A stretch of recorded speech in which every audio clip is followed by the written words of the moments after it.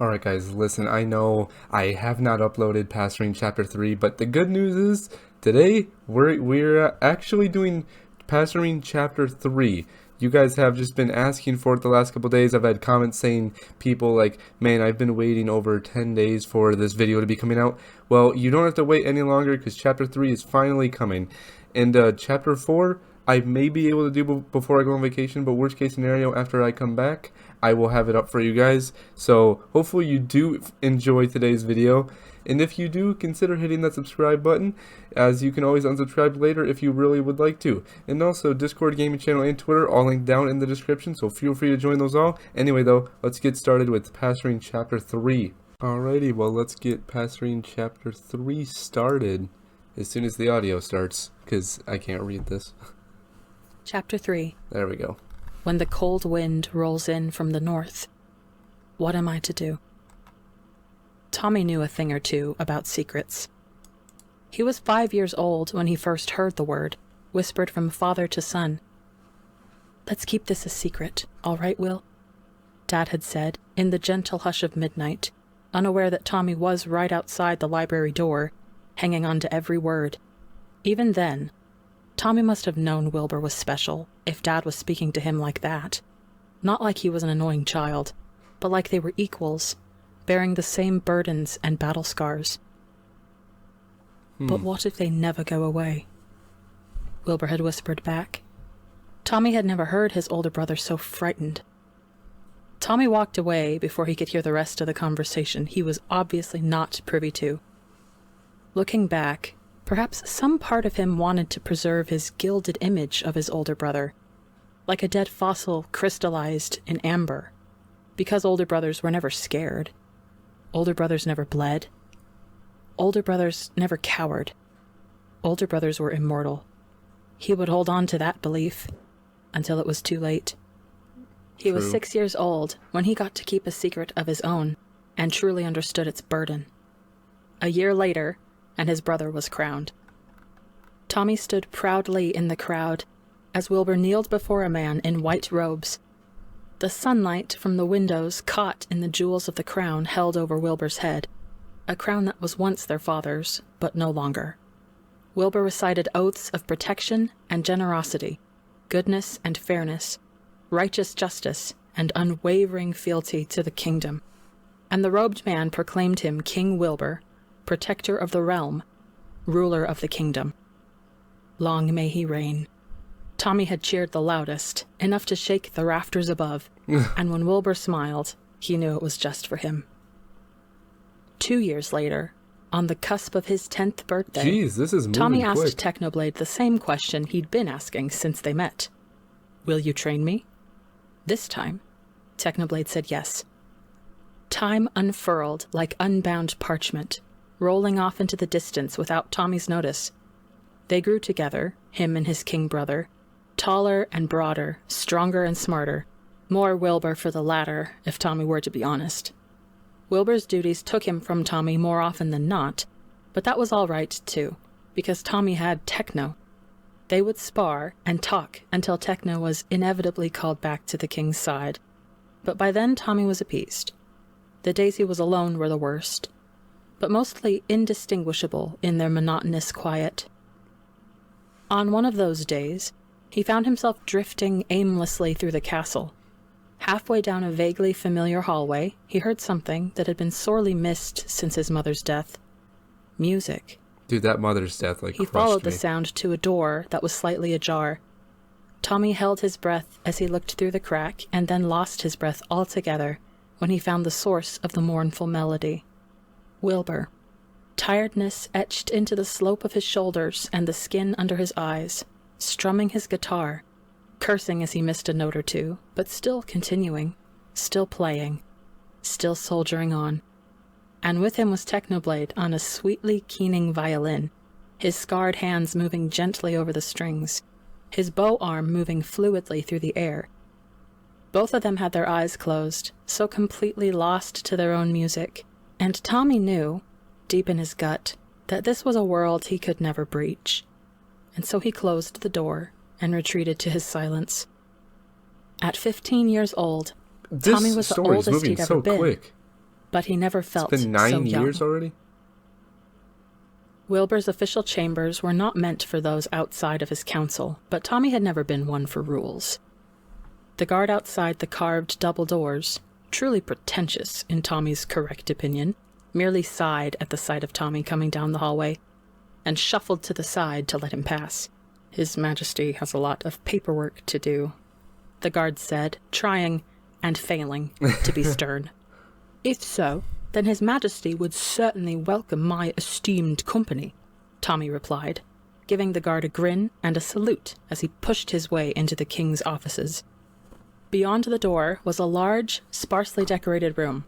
There used to be paintings on the walls of past kings, their forefathers with gold hair and brilliant blue eyes, but the first thing Wilbur had done as king was take them all down. Oh. Tommy remembered sitting on the floor of the offices, staring up as Wilbur climbed a ladder, rolled his sleeves up to his elbow, and began ripping the paintings from their hooks. There had been such violence in his movements, as if the task was the very bane of his existence.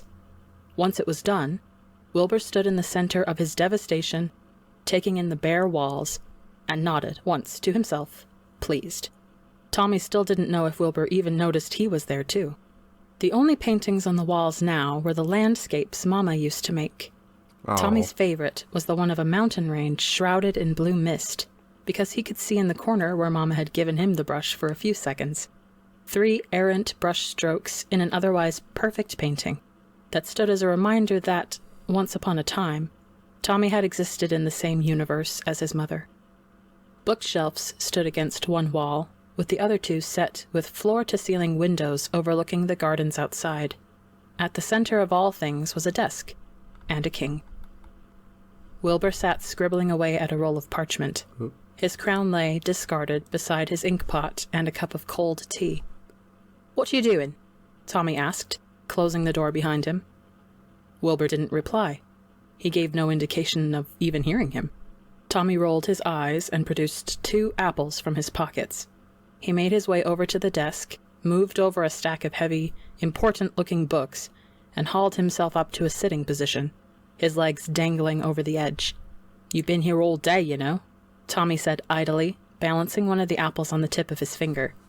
"Missed breakfast and lunch." Wilbur only grunted in response.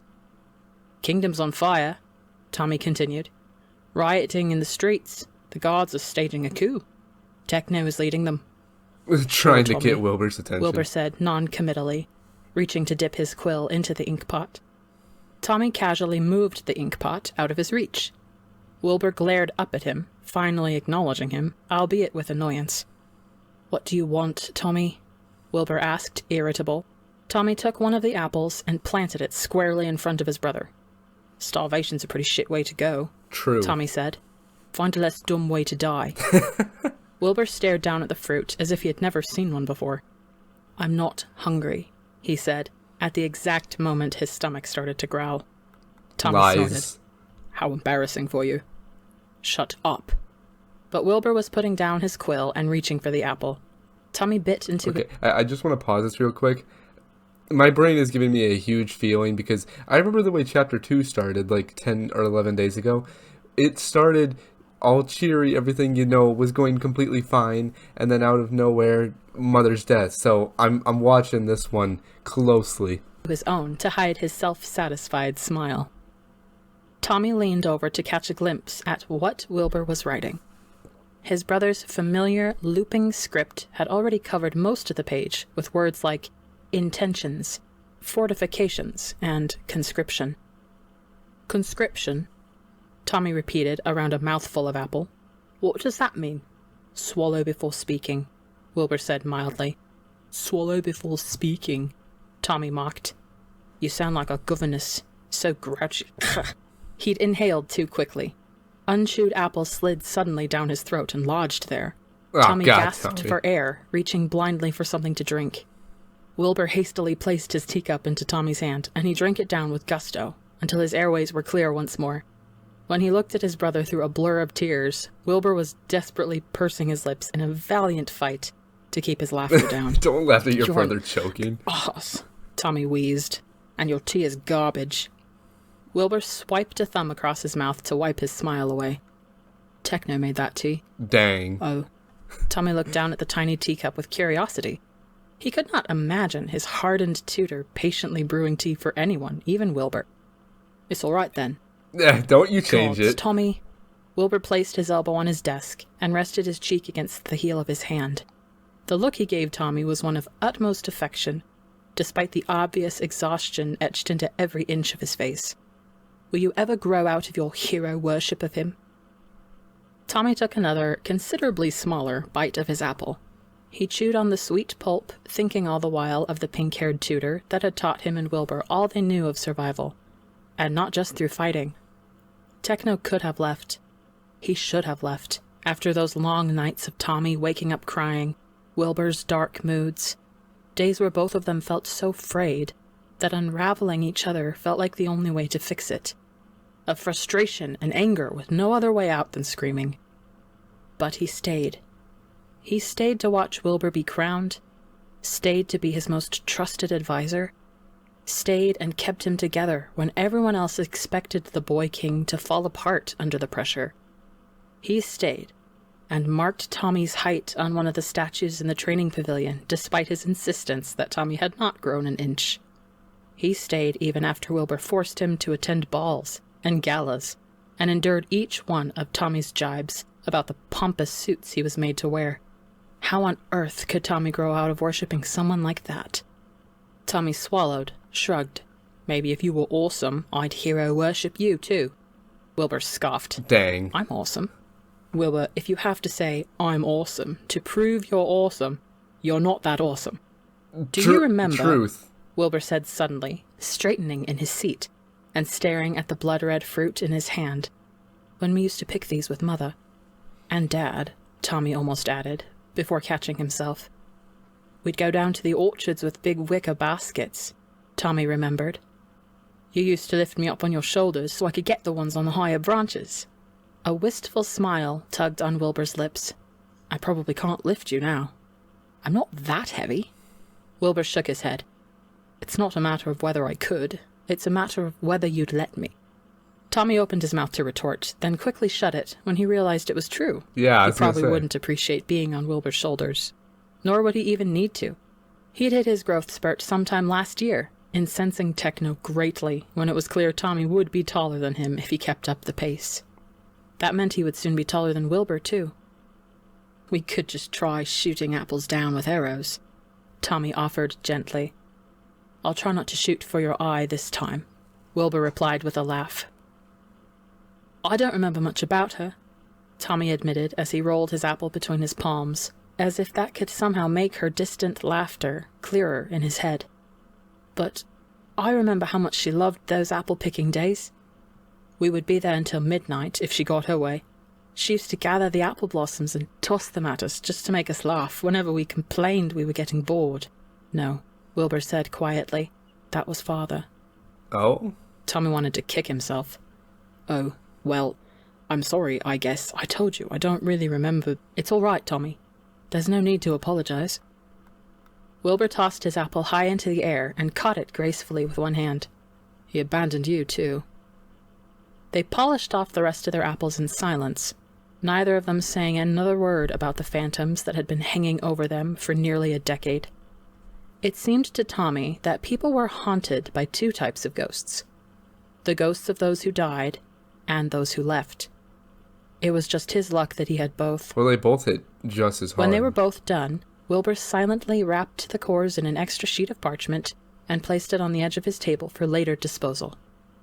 As he did, Tommy's attention was drawn back to the letter Wilbur had been working on when he entered. You didn't answer my question, Tommy said, idly kicking his heels against Wilbur's desk. What does conscription mean? Wilbur sighed as he took up his quill again. You don't need to know, Tommy. Tommy bristled at the careless dismissal. I'm a prince of this kingdom, Wilbur. I deserve to know. Wilbur quirked an eyebrow at him. Oh, suddenly you're interested in the affairs of the realm. I've always been interested. What's our highest earning exported product, then? Oh, no. Tommy scanned the table. Apples. Tea? Parchment. Wilbur rolled his eyes. You are a ridiculous child. He began scribbling away at the letter once more. "I'm not a child," Tommy murmured. "You are. Look at yourself. You're supposed to be a prince, and yet you spend your days play-fighting with Techno, or annoying the guards, or annoying me. What part of your behavior isn't childlike?" Wilbur's quill stopped in the middle of a sentence as his words settled over them. Tommy felt heat rising to his cheeks, and hurriedly got to his feet before Wilbur could see. His gut churned at the insult, and the lingering taste of apple on his tongue turned rancid and bitter. "Tommy," Wilbur called, but Tommy was already making his way towards the door. "Tommy, wait! You're not the fucking boss of me!" Tommy spat without turning, lacing his words with venomous anger. Jeez. "I am, actually, but that's besides the point." Tommy heard Wilbur's seat scrape against the floor, but no footsteps running after him. "Tommy, gods, you're proving my point if you walk out that door." "I don't care. Screw you, Wilbur, screw you." Tommy threw the doors open, startling the guard outside. He marched past the threshold, slapping at his cheeks as if that might somehow dissipate the shame gathering there. He shouldn't be this angry.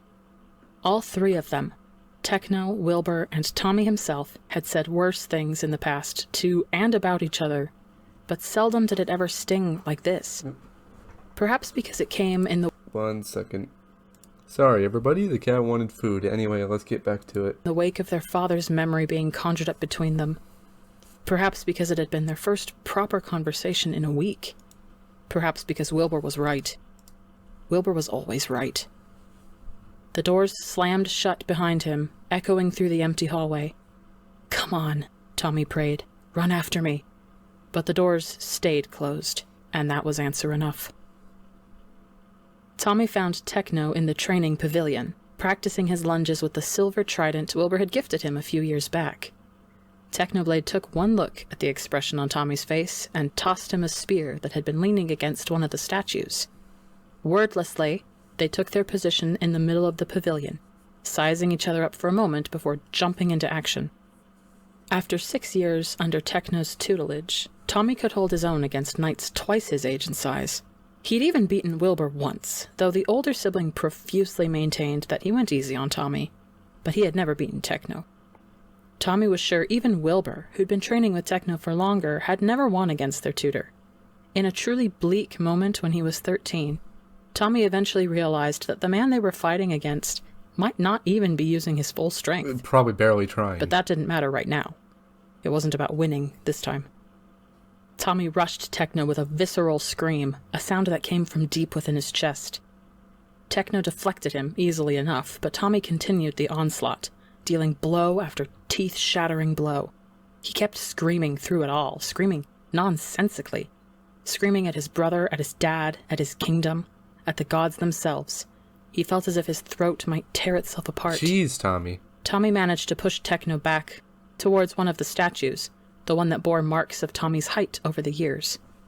Techno grunted as Tommy shoved the butt of his spear against Techno's chest, and then retaliated by catching his shaft in the prongs of his trident. With a single jerk of his arm, Techno ripped the spear out of Tommy's hands. It clattered to the floor somewhere behind Tommy, but that didn't stop him. He balled up his fists and hit indiscriminately at Techno, his knuckles finding an arm, a rib, a collarbone. God! And Techno merely stood there, taking all of it. He let Tommy burn his anger away into exhaustion, without a word of protest. When Tommy collapsed to the ground, a heavy, sweaty mess, Techno silently placed his own weapon to the side and laid down beside him. They spent half an hour just like that, staring up at the roof, listening to Tommy's harsh breathing slowly wind down. Neither of them spoke. Neither of them needed to. Silence was a language in and of itself, and Techno was the most fluent in it. And so he was the one who knew just how to break it. "Let me guess," Techno drawled. "You and Wilbur had a fight again?" You know Tommy it. exhaled through his nose. "Called me an annoying child," he muttered. "He does that every day, Tommy." "I know. It was different this time, though. He might actually have meant it." "Ah." There was a rustle of fabric as Techno crossed his arms under his head. "Well, Wilbur's not having a very fun week, so I'd take anything he says with a grain of salt." "I wouldn't know," Tommy grumbled. Neither of you tell me anything. You never expressed a desire to be told. I would appreciate being told regardless. Noted then. Another moment of silence stretched before Tommy whispered. He didn't even run off to me. He would have before. Out of the corner of his eye, he saw Techno shift so he was looking down at him, arm braced against the floor. When Techno spoke again, his voice was patient. Before what? Before he was king? Tommy sighed. He felt like his lungs had come loose in all the chaos. Everything in his chest was all too tight, all too sore. He closed his eyes against the pain, seeing his brother in the darkness. Brown curls falling over his eyes as he bent over his guitar, smiling at his own music. Oh god, I gotta sneeze. God, what a bad time to have to sneeze during a recording. Tommy would give anything to hear Wilbur play like that again. No, Tommy began, rethinking his words even as he was saying them. Being king has nothing to do with it. I guess I mean it was different before he started choosing being king over being my big brother. Oh, Tommy. The sadness in Techno's voice made Tommy's eyes snap open. You think he has a choice? Tommy rolled over to finally look Techno in the eyes. Not much had changed with Techno over the years. He still kept his hair long and occasionally let Tommy braid it. His hands remained as scarred as ever, with some fresh ones now and again from adventures he told no one about, and he still wore shirts with too many ruffles for Tommy's taste. But he no longer had the emerald earring he used to wear when they were younger. Tommy couldn't remember the last time he'd seen Techno with it. In its place was the sapphire Tommy had given him 2 years ago, mostly as a joke, and he'd only admit he was pleased to see Techno wearing it under the threat of death. Techno's expression was shuttered, in that way of his whenever uncomfortable topics came up. His past, state secrets, Dad. Something's really happening, Tommy said, watching Techno's face carefully. Something bad. Techno's face remained unchanged, save for the telltale quirk at the corner of his mouth that signaled his anger. Tommy had only seen Techno truly angry a handful of times, and he was not eager to add to that list. Things are a bit fragile right now, Techno said, but I'm trying. I really am, and I need you to know that, Tommy. I do, Tommy said resolutely. I trust you. Because while Techno had stayed when Tommy and Wilbur were at their worst, they'd repaid him in kind. A few years into Wilbur's reign, Techno had taken to studying up on statesmanship and politics and etiquette, as if his very life depended on it. It was the only aspect he was lacking in, he'd said, and he needed to cover for Wilbur when push came to shove on the debate floor. And while Tommy and Wilbur couldn't understand his sudden zeal, they still knew that their tutor needed rest as much as any other human being, so they developed their own systems of getting Techno to eat and drink, and oftentimes had to physically pry him away from the library. Techno eventually relented to calming down after he knocked Wilbur to the ground in one of their struggles to get him to bed. And when he sometimes disappeared in the middle of the night, or went off to God's know where for days on end, they'd simply welcome him back when he was ready, no questions asked, partly because the look on Techno's face after his little escapades implied that whoever asked would be thrown over the balcony. Jeez. If things are so bad, why are you here then? Tommy asked. Shouldn't you be at the king's side, sir right-hand man? Techno wrinkled his nose in response. Oh. Laughter bubbled out of Tommy, unbidden, but welcome. I see. He kicked you out too then, didn't he? I suggested a solution that would end all of our problems very easily. Wilbur vetoed it. Adamantly. Tommy grinned. So you're throwing a tantrum?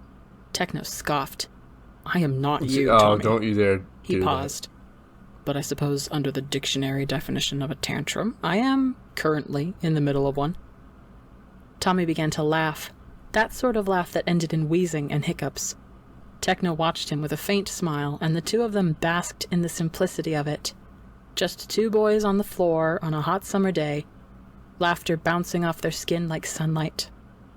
We'll be okay, Techno, Tommy assured him once he settled down. I mean, it's you and Wilbur. You'll figure it out like you always do. Techno stared at Tommy for a moment before quickly looking away. That's enough saccharine garbage for one day, I think. Get up so I can beat you to the ground again. What does saccharine mean? It means you need to brush up on your vocabulary, Tommy. Techno got to his feet and offered Tommy a hand. Tommy grinned as Techno pulled him up, and though his palm was scarred, it was warm. Tommy rolled his shoulders back until he heard the satisfying pop of his bones righting themselves. He and Techno had sparred until the sun went down, at which point a messenger had arrived to inform Techno that King Wilbur had said uncle and was crying for help. Not in those words, but close enough in interpretation. Go, Tommy had encouraged when Techno had hesitated on the steps leading down from the training pavilion. At least one of us is welcome back into His Majesty's good graces. He should be looking for a way back into yours, Techno had replied, and was gone. Tommy had spent the rest of the evening stabbing at a training dummy with his spear, until another servant arrived to call him to dinner, which, unsurprisingly, he ate alone in an empty dining room. Afterwards, he made up his mind to swallow his pride, and found his way back to Wilbur's offices. The guard standing post outside was gone, which meant that Techno was still inside. After all, who needed guards with Technoblade there? As Tommy drew nearer, voices had begun to filter in through the door, muffled, but getting clearer as he approached. Quiet today, someone was saying. But that hardly means anything. I think they know something I don't, Techno. Tommy held his breath as he pressed his ear against the door. Did you do the breathing exercises I taught you? Techno's soft drawl. Did I? Of course I did. I did everything you said. I always do. Wilbur's fraught murmur. Then why don't you let me do this for you? Do what? Tommy had leaned in as close as he dared. Because it won't help, Wilbur had said. It sounded as if this was an argument they'd had 1,000,000 times before. You don't know why they're gathering at the border yet. You've studied history. You know nothing good ever comes from that sort of maneuver, Wilbur. Oh? Meanwhile, the longer we wait, the less prepared we'll be when if they do. Wilbur interrupted. We're not entirely unprepared. I've sent the conscription notices. There was a loaded pause. You did? Tommy didn't know if Techno sounded more impressed or indignant. When? This afternoon, after my little brother looked me in the eyes, and I realized just how much I have to lose. At this point, Tommy had backed hastily from the door as if it burned him. He turned on his heels and ran, his head spinning and his heart hammering, unsure whether to laugh or to cry. Something bad was really happening. Something that made Wilbur think he was going to lose everything. Tommy didn't pay much attention to his history tutors. They were never as amazing as Technoblade was. Where this is going. But he did know that his family had maintained peace in the kingdom for decades, and that talks about borders were never joyful affairs. Now, in the silence of his bedroom, he paced, working out the kinks in his body and trying hard to ignore the gnawing feeling that he was on the brink of something too large to comprehend. But there was one thing he knew for certain. None of this would be happening if their father had stayed.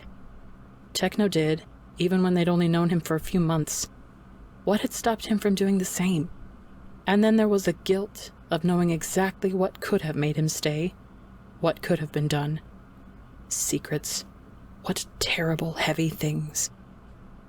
Tommy was still wearing a path through his rug when the knock came, startling him out of his thoughts. Yes?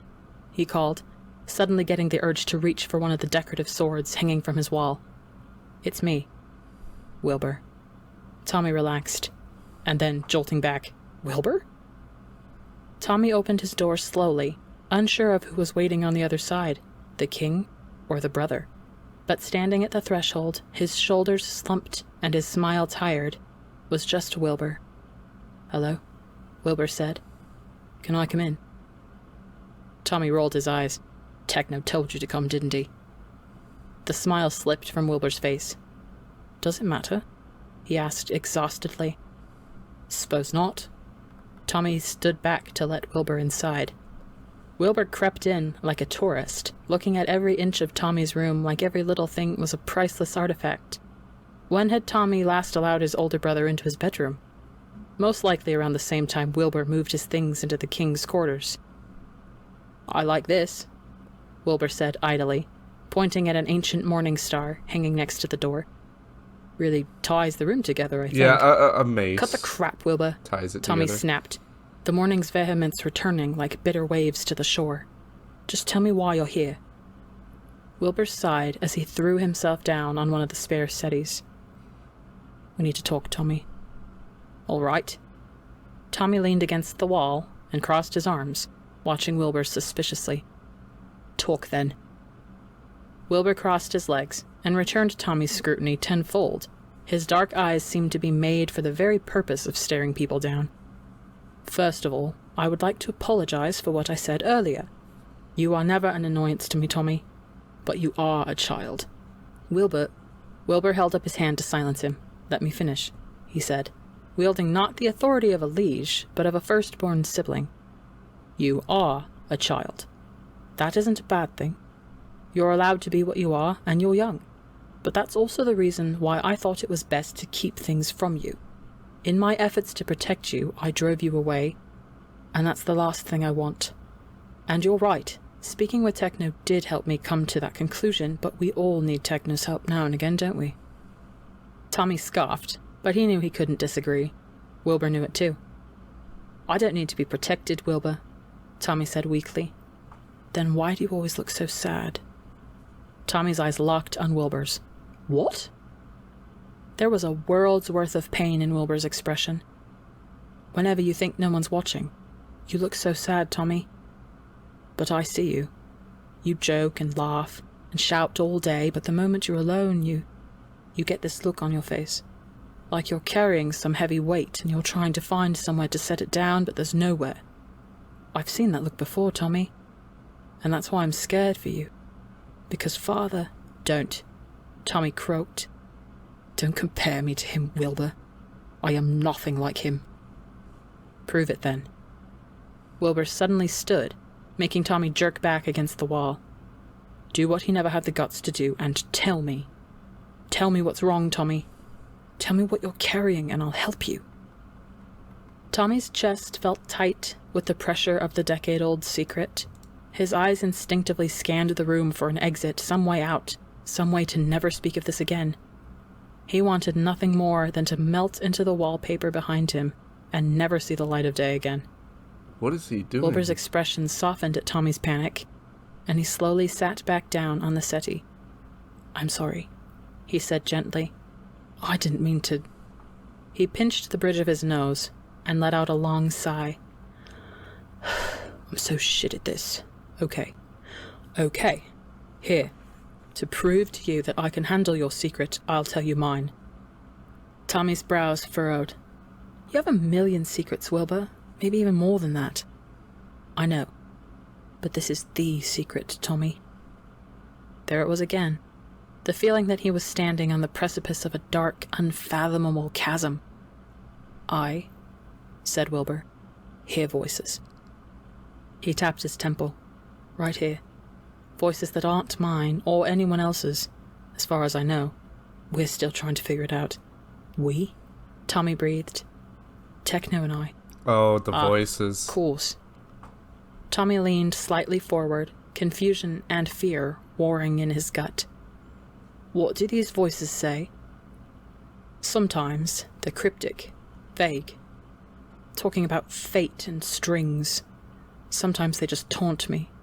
And sometimes it's worse. Wilbur took a shuddering breath. So much worse. Not right the voices. Now, These Tommy are bad. asked, not sure if he wanted to know the answer. Right now, Wilbur said quietly, they're telling me to kill you. Tommy's breath caught in his throat. He was suddenly very aware of how many weapons, decorative or otherwise, he had on his walls. Wilbur, you can't... I'm not going to do it, Tommy, Wilbur said, sounding hurt that Tommy might ever think the opposite. I would never hurt you, but the voices, they're saying it's inevitable, that your destiny is to die by my hand. No. That this is a story that has been told many times over, and we can't change how it ends. And how does it end? Badly, Wilbur whispered. His tone made it clear that whatever it was, Tommy was not prepared to hear it. This better not happen. Well, you don't actually know what the voices are saying are real, right? Maybe it's all nonsense and it won't actually happen. But it already has. Wilbur swallowed, and both he and Tommy steeled themselves for what he was about to say. 2 months ago, the voices told me there was something coming. that an army was gathering at our northern borders. But we don't have enemies. That's what I thought too. But I sent some spies to investigate just in case, and they confirmed it. Wilbur steepled his fingers, his eyes as hard and dark as polished iron. Just like the voices said, a war might be coming, Tommy. What was it that Techno had said? Wilbur's not having a very fun week. I wasn't trusting the thumbnail for this video when I saw it. Those two crying on each other, I don't think I'm gonna like this, what's coming. Tommy might laugh at how huge of an understatement that was, if he wasn't too busy choking on his own tongue. War. Such a small word for such a big thing. Well, Tommy slid to the floor as his legs gave out. That's that then.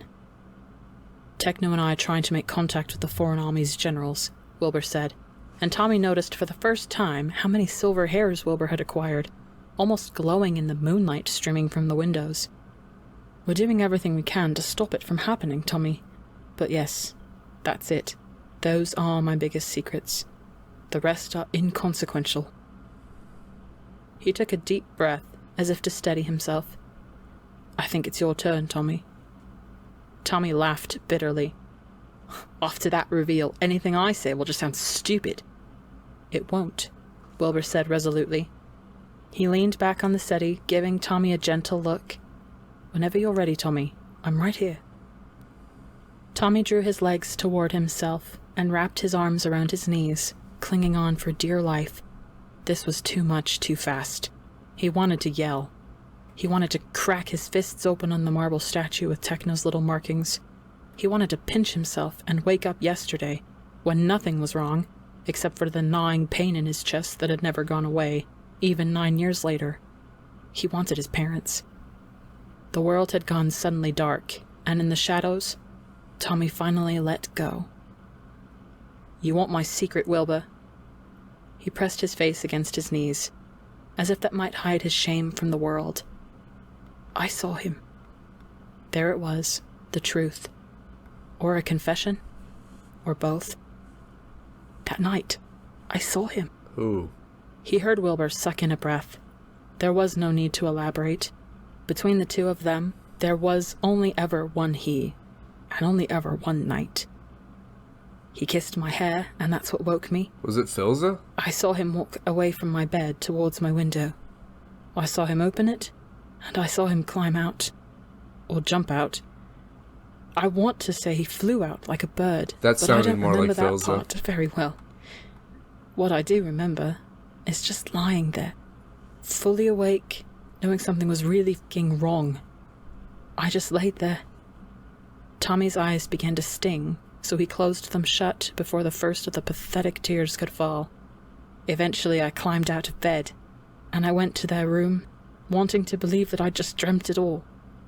And that's when I found Mama. He could still see it, in his mind's eye. He remembered so little of her, but he could never forget how he'd crawled up on the bed next to her, trying to wake her. He could never forget his confusion when she refused to, nor the blinding pain when he realized why. God, that was so sad, that and last most chapter. days, Wilbur, that's all I think about. How I was awake, and could have stopped him. And I could have made him stay, and you wouldn't have needed to be a king so young. I could have spared you for all of this, Wilbur, and now everything's gone to shit, and that's all my...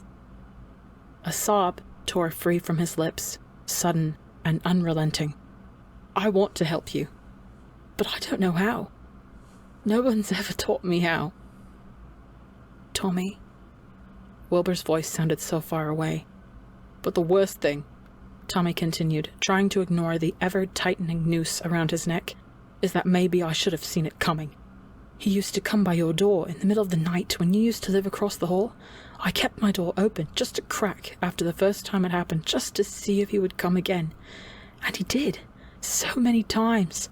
I used to think he would knock eventually, but he never did. Tommy tightened his hold on himself, shaking with grief, and maybe with relief, too. I think he was saying goodbye long before he left, Wilbur. For a moment, the only response to his words was silence. Tommy was afraid to look up, to see if Wilbur had left, angry and betrayed. But instead, Tommy felt warm arms encircle him and pull him towards something safe and solid. "Tommy," Wilbur whispered into Tommy's hair, "you was 6. And that was it. That was what broke Tommy in the end. He crashed into his brother, wrapping his arms around Wilbur's torso and burying his face in his chest. The tears finally came, a culmination of 9 years of guilt and paranoia, of stumbling through life unsure of where he stood with his brother, of fearing that one day Wilbur might find out what he had failed to do and hate him forever. But this wasn't hate. This was the opposite. Shh. Okay, I just want to say, it's sounding like Philza was coming to their doors or their windows and just like silently saying goodbye. Now I'm thinking it's not Philza, but when they said that wing part, it made me instantly think of, Philza, because he's got the wings. I'm hoping I'm not wrong with this, but it is sounding like Philza came back or something like that. Wilbur ran a hand through Tommy's hair. "It's all right, Tommy. Let it all out." There was just the two of them in that moment. There were no voices, no ghosts, no secrets. Just Wilbur and Tommy. Tommy and Wilbur. Eventually, Tommy's sobbing ebbed.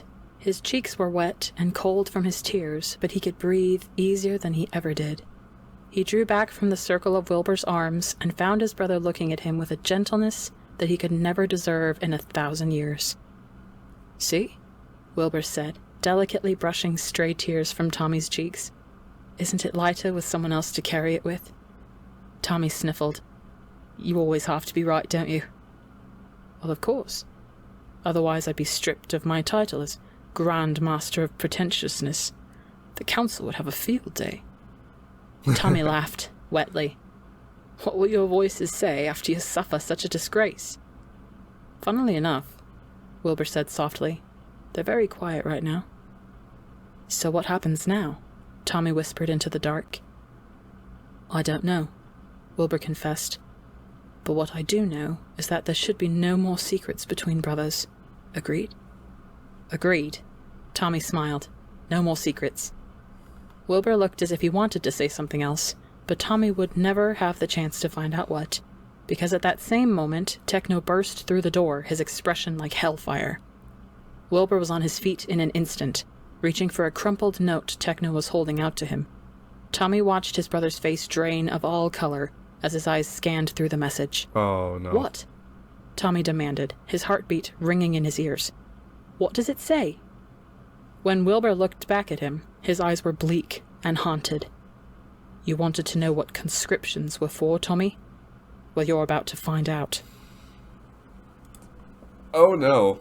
Oh dear. Oh, that is, I'm not liking the end of that chapter. Okay, so a lot of things. I was thinking from the thumbnail of this video that it was going to be way sadder, and thank the gods that it was not, because I was not ready for that again. That last chapter caught me so off guard. Granted, it was a week ago. Reading this one brought back everything from the end of that chapter, so thank God this one was not depressing. Otherwise, I would have probably just gotten out of this chair and left. Whew. But saying that, realizing the end now, he's like, "You wanted to know what conscriptions were for, Tommy? You're about to find out. That ain't good. That army gathering on that border, I have a feeling, is not coming for party invitations, and they're probably coming for blood. This is not going to be good." Dear God, I am not ready for Chapter 4. People have been saying, at least I think it's Chapter 4, that Chapter 4 is one of the sad chapters. So, I guess in a week or so, when I do that chapter, that's probably going to hit hard. So, you all better be preparing for that. Geez, though, I hope that this, 40-minute video did satisfy you guys for the Passerine chapters. At least for now, they will be back in a week or so. So hopefully this did satisfy you all, and if it did, consider hitting that subscribe button. Also, if you liked the video, leave it a like. If you dislike it, leave it a dislike. Also, comment down below, what did you think of Passerine Chapter 3? Do you think it was good, bad? Otherwise, let me know in the comments, and I will catch you guys all on the next one. Peace.